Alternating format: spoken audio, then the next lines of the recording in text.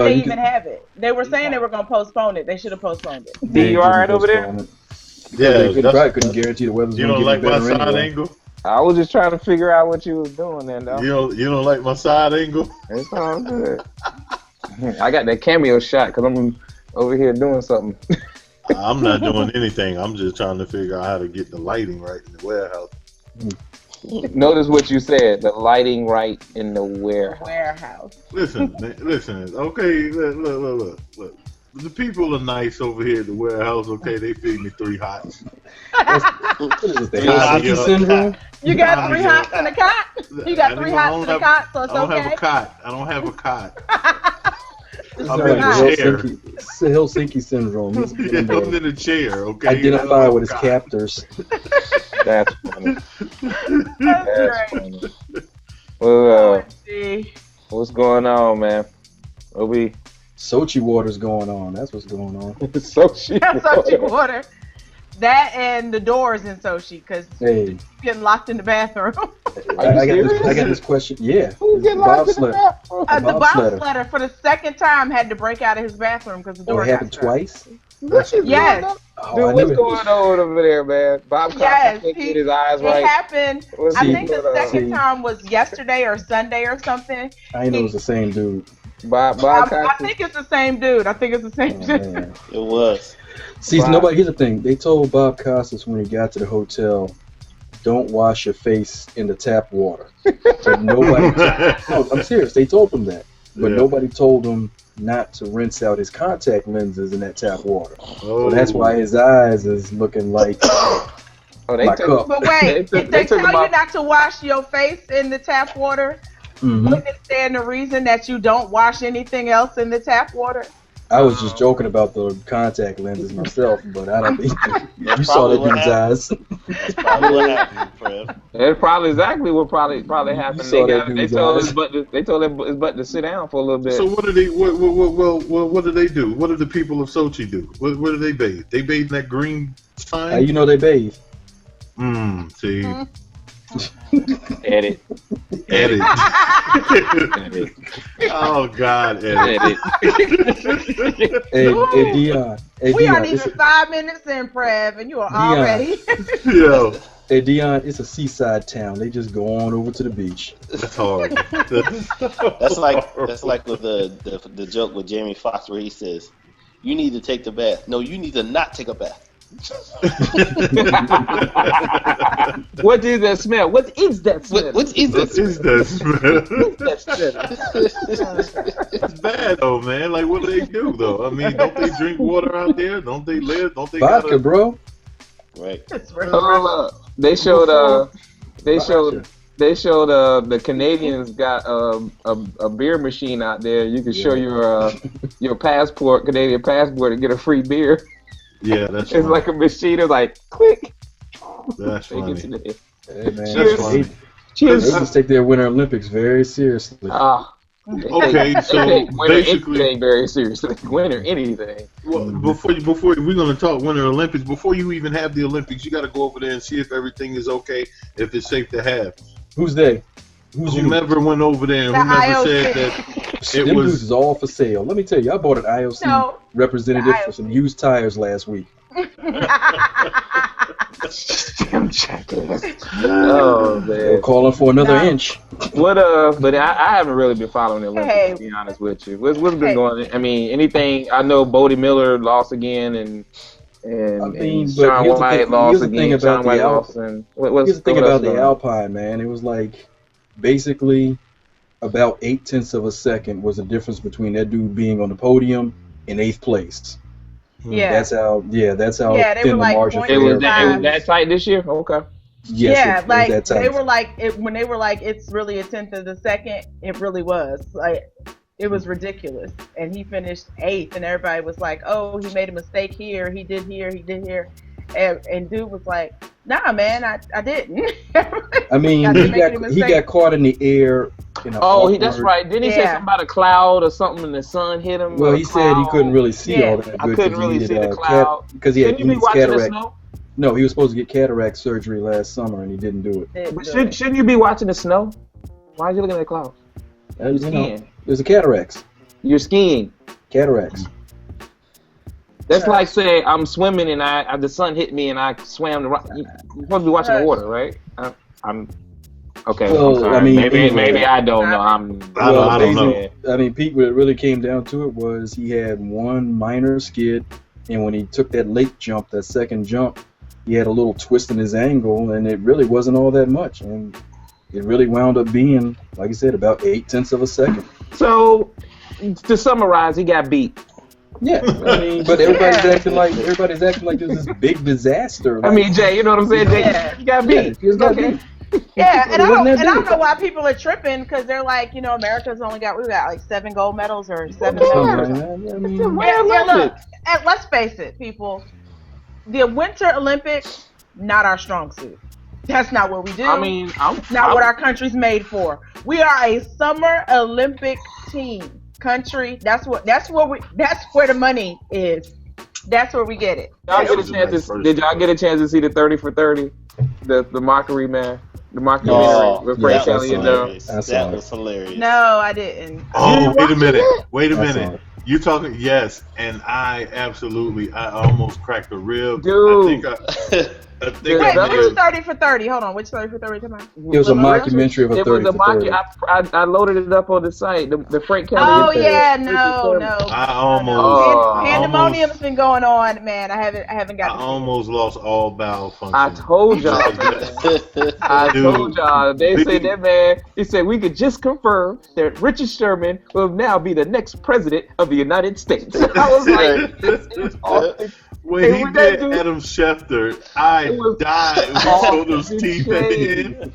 Oh, and then he had Bush and Clinton sitting there, and he was like, George Bush was like, he said, Richard Sherman, how he's going to play and be the president? He's going to be like Bo Jackson and Deon Sanders. Wow.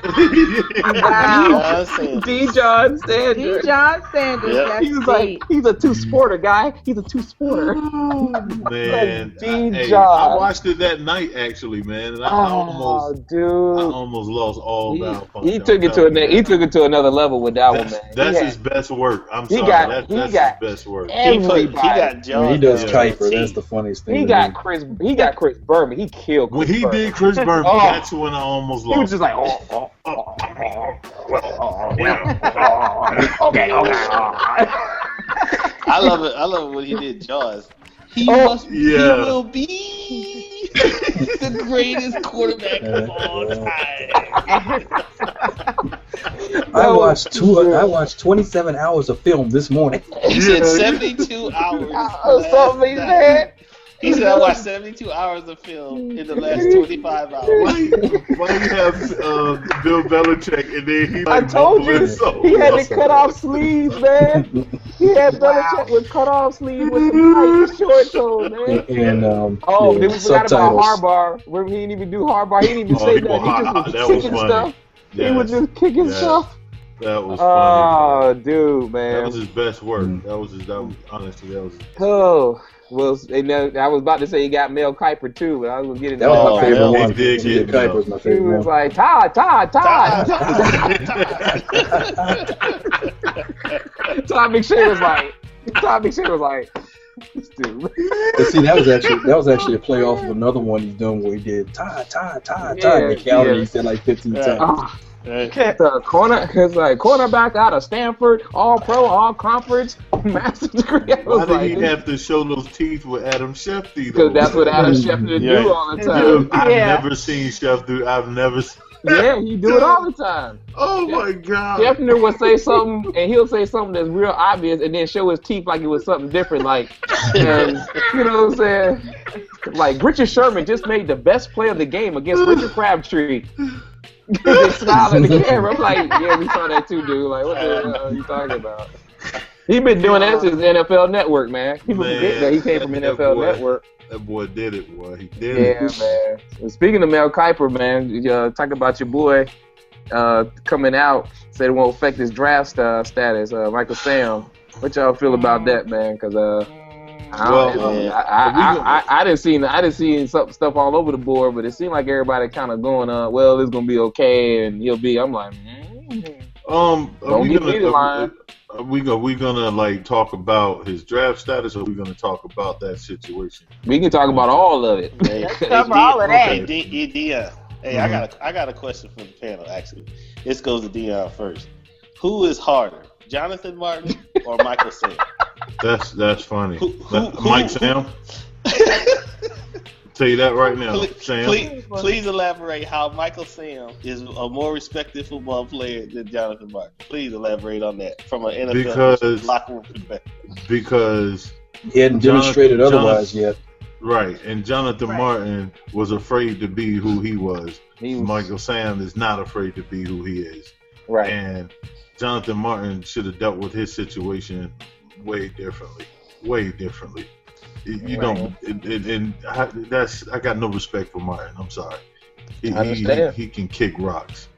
You understand? And then he brought himself back to relevance the week of Super Bowl. Yes. Relevance to whoever watched it, because I didn't even see it. I didn't even see it either. But with Tony Dungy, I didn't see it either. But it was still, he brought himself back to the forefront because it had to be covered. It was the interview, and so that meant that it had to be addressed on ESPN. But you know what? It was addressed on Fox News. They addressed it on First Take. And it went right along with his softness to go ahead and get Tony Dungy to interview him. That's just his. I love Tony Dungy. He's still filming. Filming got Dungy a little bit about that too. Exactly, and then Philbin gets hot. Everybody was like he softballed questions. Like Philbin, really, Philbin, really. He should have just be quiet. Let me just get to Michael Sam because I can't deal with that. That talking about that anyway. Let me just move forward, man. Go for it. This is my whole thing, and I want people to be serious on this. I'm gonna be serious because it's an issue, all right. And I think that what I've learned, everyone's afraid to be PC. You know that they're gonna be PC or not PC, whatever. You don't have to worry about being PC if you're showing respect. And I feel that. I feel very strongly about that. And then here's my thing. Michael Sam came out. I talked, talking with my wife about it and everything. Here's the deal. If he wanted to feel comfortable and come out, then he could have just done that around his teammates and his family. The whole point of doing it nationally, I don't understand that. That's something that I probably won't understand. And I've looked at this situation and I've thought about this situation. I'm a Christian. Am I a Bible thumper? No, I'm not the best Christian, but I am one. And in my religion, it does say, that's a sin to be that way. It's a sin. Mm-hmm. Okay. Let me just first get to that point because I think I will not be desensitized in this world when it comes to my faith. And that's one thing that I will always stand on. And like I said, I can say whatever I want. We should be able to say whatever we want as long as we're being respectful. You can be who you are. I'm not going to condemn you because the Bible also says he who without sin cast the first stone. I'm not without sin. So I'm not going to condemn you. But at the same time, let's be careful about how we glorify it. So don't praise him for sinning. President Obama's wife, congrats, you're so brave and you're a hero and this. So wait a minute. Are we praising this sin? Because we're not condemning it. Let's not throw stones and let's be respectful. Because in our society nowadays, and I get it, we're trying to become more of a society that watches what we say and how we talk to people and be more respectful, treat people like human beings. Look at us, people of color, how far we've come. They hated us. I get that. But at the same time, that is a sin. It's a sin, man. Mm-hmm. And I don't care if you can play ball, then play your ball. Then go play it. All right? I don't have to condone it, but I'm not going to condemn you. But at the same time, let's be careful about how we always sending out these congrats and way to go. You're such a hero. You're a break. So wait a minute. If I'm an adulterer, you saying I'm the worst thing going right now.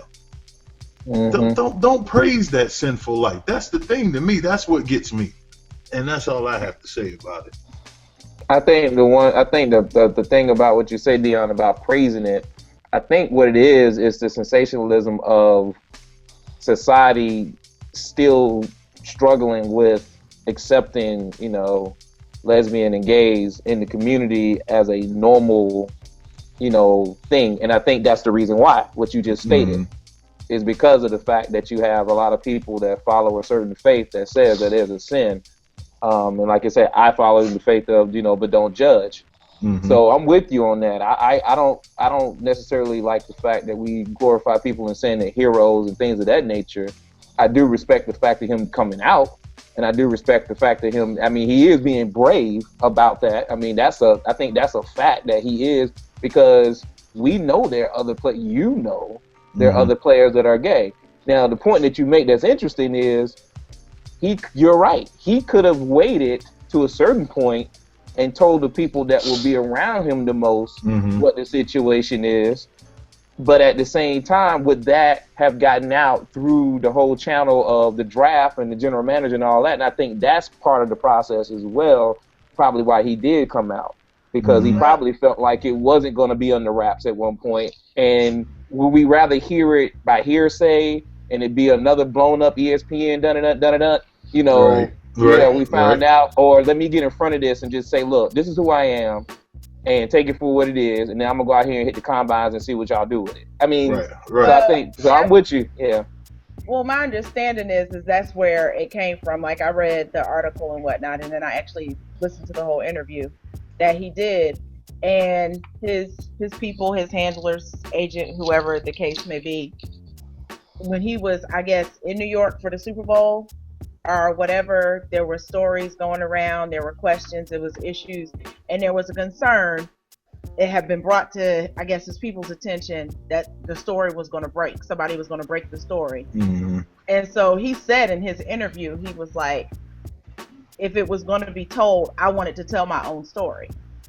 Don't let anybody else tell my story for me, which I respect. I see what you're saying. Okay, I see. And so my issue that I have is that now that it's out there, is that people there. Of course, the issue is now the circus is there going to be a team that wants to take on that circus that's going to ensue? Because he's not like Jason Collins. He's actually a real prospect that can actually play. That's a whole different ball game. Yeah. And so, but the issue is like with Jonathan Vilma, when they asked Jonathan Vilma about, well, not about him specifically, but the question had been brought up about homosexual or having a gay teammate, everybody was on him about his answer. And my thing is, okay, if you have someone that's openly gay, or you ask someone their opinion about how they feel in the locker room, Jonathan Vilma, to me, didn't say anything wrong, and now he's, backtracking and trying to apologize. But he made the statement that there are guys that are their issue is not so much going to be whether or not he can play, it's in the locker room. And are you going to feel comfortable taking a shower with a guy that you know is openly gay? So that's little the things thing. Like that. And but nobody wants to hear them say that. But wait a minute, but that's not fair to Jonathan Vilma. It's not. Listen. That's the thing. It's okay. That's why I preface what I said with respect for someone else. Right. I'm gonna say whatever I want to say, but I will have respect for you and in the manner of which I say these things, because I'm not gonna be so caught up in PC that I gotta tap dance and not be real about how I feel. Because if you come out and you say that you're a gay man and I'm in that locker room, I feel some type of way now, and I don't care if it is. And I'm not saying that like the guy doesn't have professionalism or he's going to be going around and sightseeing. Let's be honest and be serious here. All right, I'm being serious. That's an uncomfortability. That's uncomfort. That's a discomfort. I'm sorry. That's discomfort. I'm not comfortable with that.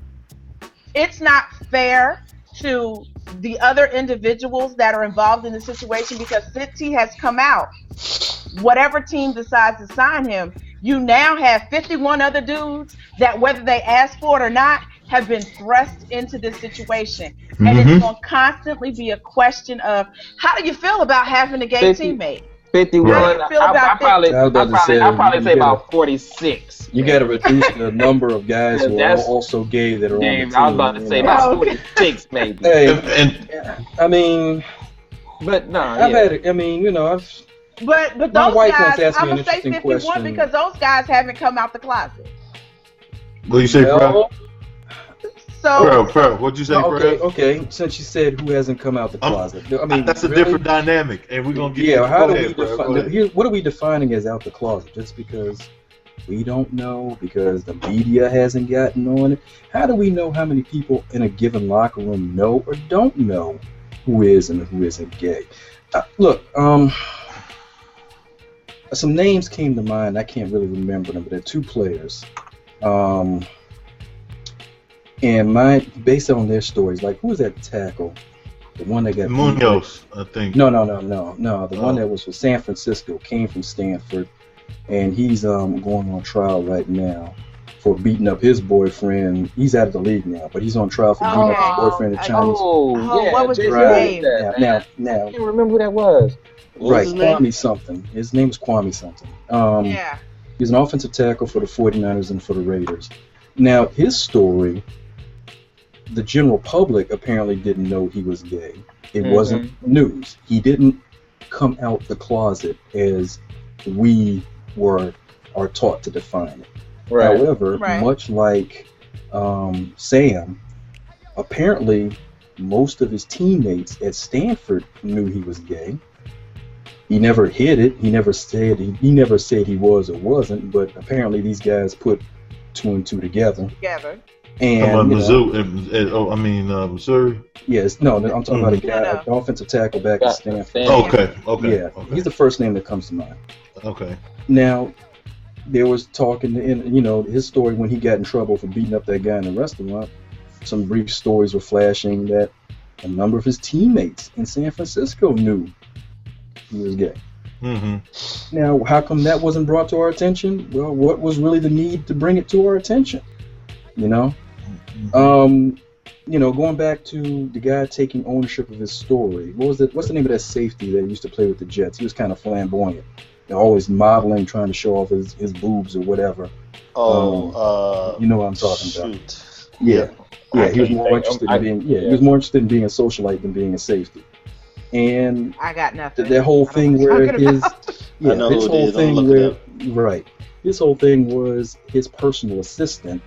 What NFL safety is a personal assistant who's a dude, much less. Kerry Rhodes. Kerry Rhodes. His personal assistant was trying to out him. So this dude goes on a very quick publicity blitz declaring his straightness. Well, do we know or really care about Kerry Rhodes? The point being was that he wanted to take ownership of his story, but basically it didn't seem to surprise anybody with the Jets that there were stories about Kerry Rhodes. So, I mean, we don't really... Deon, you've been in the NFL locker room, so you've got more perspective, obviously. But some things that I've heard from other players, they've got a pretty good idea who is and who ain't. Right. Well, that's the dynamic now. You got two dynamics, okay? You got, do we know or do we not know? Do I want to know? Well, that's a big one. Do you really want to know? And if you don't want to know, that's cool too. Because here's the thing. Ignorance is bliss. The thing. Do you really want to know? Because if you are really uncomfortable with it, I don't want to know, and I don't want to know. You understand? Like me personally, I'm glad I went through my locker rooms and I never knew, because I would rather it be that way. Otherwise, to me, that's tough. I think for years they've operated under the "don't ask, don't tell" clause. But unspoken. But you don't have that luxury with the media now. You don't have that luxury. You don't have the luxury to not know, because if I got a story, be the first. If I got a story and I want to get it out there that X player is gay, and I know I got facts behind it, Deon, you don't even have that luxury no more. And that's one of the problems. That's because the media has been pushing for probably 10 to 15 years now who's going to be the first openly gay they have made it an agenda in American sports. Hey, look, and it has been an agenda. They have been working on it. Did y'all see the 30 for 30 on, what was it, Jerry, the tight end for the Redskins? It was just on like 2 weeks ago. A lot of members of the Washington media in the late 70s and early 80s knew this guy was gay. Yeah. And it wasn't an agendaed item to push it to the forefront. Jason, did you see that 30 for 30? on the tight end? I missed it, but I wanted to watch it. Yeah. I'm trying to find. I DVR'd it, but I haven't got a chance to watch it. What's your take and some on of this, some of his teammates knew. What's your take on this, Jay? I look at it like this. The guys in the generation in the NFL now, they're getting. You have a mix of young and old, and I think you have a generation clash where you have a younger generation where you have guys that are used to this and they've seen it, and they've probably actually played with people that are gay on their high school football teams or their college teams, and then you have a generation where there was no way that was going to happen. So you have two generations that probably need to work together to try to talk this thing through and see how it works. But the thing that people need to keep in mind is that I think Michael Sam is being a person that he is saying, I am not going to try to put that in front of you or put it out on display. I just want to play football. And that's going to be the key. He said he's not an advocate. I just want to play football. And if he comes across as somebody that's just trying to do a job and he lives a different lifestyle, he doesn't. It should be the same as if there's a guy on the, because not everybody knows everybody, right? Deon, there's 53 guys on that team. Right. You don't know every cat like that. So if you don't know him like that, it's, like I said, you don't want to know some of them like that. You don't want to know him, right? So you just say Aaron Hernandez. Right. Yeah. Exactly. Yeah. You're just gonna go to work and do your job. As long as he's doing his job and helping the team out, I guarantee on Sunday people are gonna forget about it. A man, let's say co-ed dorms. Okay. Co-ed dorms. The women aren't gonna feel comfortable with me walking in that bathroom while they're in the shower. Just understand my situation that I'm setting up for you. I see. Because why? Because why? I'm sorry. Because they know I'm attracted to whatever's behind that shower curtain. They know that they can't move around freely because I'm attracted to that. Comfort. Now, let's go to the locker room with Mr. Sam. We're human beings. We're all human. We make mistakes. We get weak at times. Who's to say? And this is serious. And I'm not making light of it. And I'm not trying to be funny. I'm not homophobic. And I'm being respectful. But because this is serious. Because here's the deal. If I'm not comfortable with this cat being in the locker room, then what are you gonna do about it? And let's say that I'm a franchise player. What's the problem? What's the situation now? How are you gonna go about doing this? Because we're all human, and let's say my man Sam just have a moment of weakness. He looks your way. You don't know what he's thinking. Yeah. That is a level of discomfort and a violation, but this is and a state of violation that's almost it's a violation. So for him to come out in front of this and say what it is, and I heard Colin Cowherd bring this up. A team's gonna say, this is what could really happen. They could call the captains, player reps, and say, hey, look, what's up with the locker room? The locker room could be like, man, no, can't happen. So at least you know. So they'll just pass on them. If you know that you have a roster, like, it'd be the same. It's almost the same call that they would have with Jonathan Martin. Straight up. They would, I guarantee, Seattle Seahawks would be like, hey, we want to bring in Jonathan Martin. Richard Sherman would be like, are you kidding me? Yes, is this a joke, right? Right. You know, they're teammates. It's the same conversation. Can we bring this cat That's in? true. But don't mean you want him now, Prev. You don't choose it. You don't have clout like that in college. You know, I think I look at it. Now he got a little bit of stature. You know, it's just not gonna. I just don't see that. I think Michael Sam right now. Michael Sam, if he really wants to play football for a long period of time, he has to. It'd be no different as if I go to work and I have a moment of weakness. I want to be able to still work and go home. Mm-hmm. Right. So you gonna check yourself and say, "Let me bring it on back. Bring it on back. And look at this laptop." Now, then Michael Sam, he's gonna say. So you're saying he won't afford himself that moment of weakness? He can't. How can he? It's no different than. How can he? Because when women reporters come in the locker room, and I used to try to be as professional as I could, I was like, hey. Sometimes I had a moment of weakness, and I might. Right, they don't send no ugly reporters in there. No, they do not send ugly reporters. I think the thing about it is, and I heard a lot of NFL players talking about it, a lot of professionals talking about it. Deon, you bring up a very, very crude but truthful reality. But it is. The bottom line is we sit here and say on the surface. Yeah, but you can sit here and say on the surface that, okay, we're going to treat them with respect, we're going to be professionals, and, if the general manager brings him in, that means he believes in his ability, and we're going to treat him just like a regular rookie, and we're going to, and then you get into the situation and you realize it's like, wait a minute. Take it from a person that DJs a style of music that's been associated to, the gay and lesbian community, and having friends that are gay and lesbian.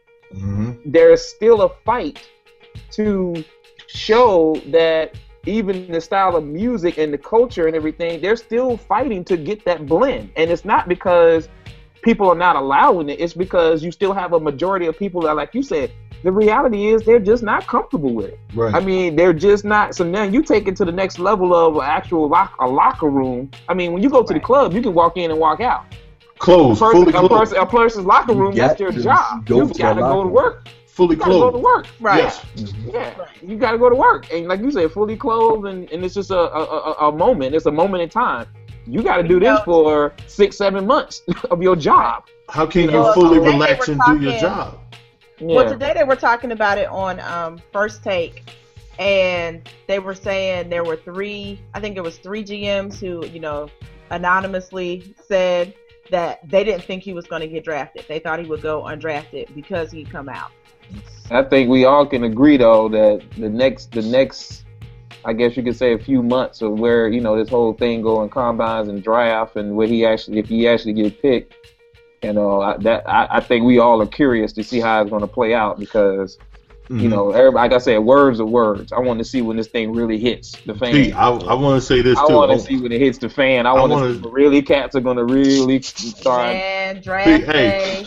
Draft weekend is going to be so overdone with this. And I got to be honest, it's going to be so overdone with this story, because it is. They're going to kill it. They're projecting him before he came out. They were projecting him as a 4th and 5th round.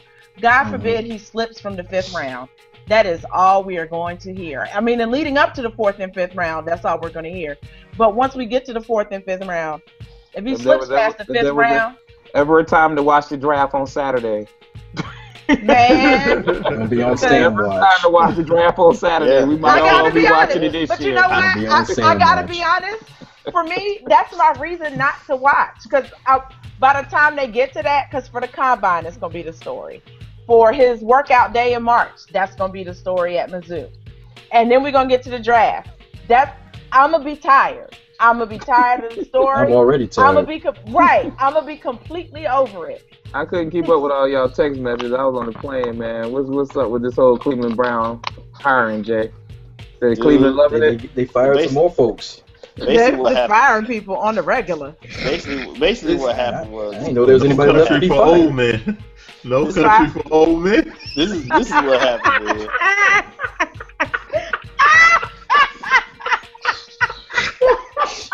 No country for old men. No country for employed men. Deon, you're a jerk. You're a jerk. I see. I see. Only in Cleveland.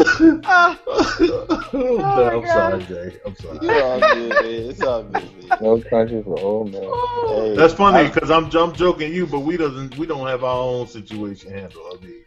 It's okay. Look, on the bright side, Jay, y'all haven't lost 2 games in a row at 40+ points. Oh. Don't go there. You know what they doing. They tanking. It's true. You ain't got to tank for 40. Do you know how? You don't have to tank at 88 points in 2 games, Lonice, do you know how hard it is to give up 45 points? You know how hard it is to do that? To actually let a team score 45 points? That means you gotta be coordinated enough to get out of the way of the layups. Like, you can't be in the way of the layups. I know. You know how hard it is to coordinate your way to say, get out of the way, let them score. Get out of the way, let them score. Speed is not that hard. I do want to say, I heard some stuff. I got some inside info on a couple of teams. There we go. One, I think we all know with Luol Deng and what he put out about how people aren't trying. They don't respect the coach. They partying with Kaepernick all night long, and then they got Mike Brown and got drubbed in the game the next night because see that's Luol Deng. He comes. Hold on. So you saying Colin Kaepernick parties with Cavaliers? Cavaliers that don't care. It was out there. You mean Cavaliers? Oh yeah, that's right. We gotta go play tomorrow. I'm just putting it out there. Wait a minute. Who seeks out Cleveland Cavaliers to party with? Exactly. No, Cleveland Cavaliers seek him out. They were seeking out him, man. Yes. Him and Bieber. My man Luol Deng comes from a family of hard work in Duke. Okay, and then in Chicago. All right, those boys respect the game. They don't disrespect the coach. They don't hang out. They hang out when it's time, but not the night before a game. And he said they went out there and got drubbed. I'm thinking, man, they don't care. Deon, when you hire the same coach you fired, that's what you get. Yes. That's like going back to that's like trying to get hired at a job you got fired from again. Right. Yeah. Why would you? I don't follow the NBA, but this whole Cleveland Cavaliers disarray and this talk about LeBron coming back home. He ain't coming back. I'm like, why do people keep saying that? He wasn't home in the first place. Right, but why is it every year this punk? Oh, I'm sorry. This guy. Wow. This is I know you gonna go there with it though. This guy decides that he's gonna not be in the All-Star dunk contest, but then issues a dunk video of highlights from practice. You know why? You know why? Not a game. Not a game. But you know why? I know why. Sit down. I tell you one reason why. Because he can. But dude. Because he can. But listen, you get it. But what if you scared? Say you scared. And all you people. I know it is. All you people. Lonice, what shoe do he wear? All you people caught up. I don't wear his. I know. What shoe does he wear? Nike. Exactly. End of story. He don't have to. It's not the same era. It's not the same. All you the era has changed. But he's never done it, and now he's too old to do it. But all you people that are upset with LeBron for not doing the dunk contest ever, for not participating in the All-Star Weekend, get over it. Get over yourselves. He doesn't have to. I said he doesn't. He doesn't have to. What shoe does he wear? He can do whatever he wants to do. Just because Jordan and everyone else did it, that's fine. They did it. They set the precedent. They set the bar high. They set it. They did it. Just stop Happy Valentine's Day to you clowns. Peace out. What? That pagan holiday? Ain't nobody wearing it. Oh, sorry, Valentine's Day. Man. Spend more money than stupid. I'm in the warehouse. I ain't going to He gonna work a double at the warehouse so he get the Valentine's Day. At the very least, Deon. Okay, Deon, at the very least, don't hate the 14th of February because that's my birthday. So you can skip the Valentine's Day part, okay? Okay, so you're the reason. Happy birthday. You're the reason why then. Shout outs to my I'm trying not to say mean, my soon to be 4-year-old daughter. Her birthday's tomorrow. Okay, happy birthday. Oh, happy birthday. Yeah. All right, Rock. All right. Pete look like he about to pass out. Nah, I'm good, man. But I do need to get off here. Yeah, I need to I get know. to bed Gotta myself. work in the morning. I'll holler at you, man. All right, right. right on. All right. Good night. Peace. Yeah.